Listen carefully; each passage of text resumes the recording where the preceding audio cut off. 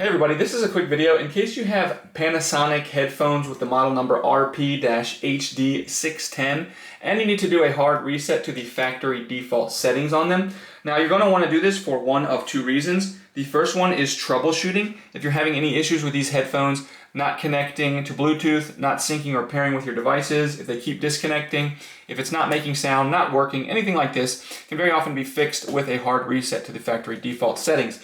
Now the second reason you might want to do this is if you just want to get these set up as a new set of headphones with all of the pairing information deleted.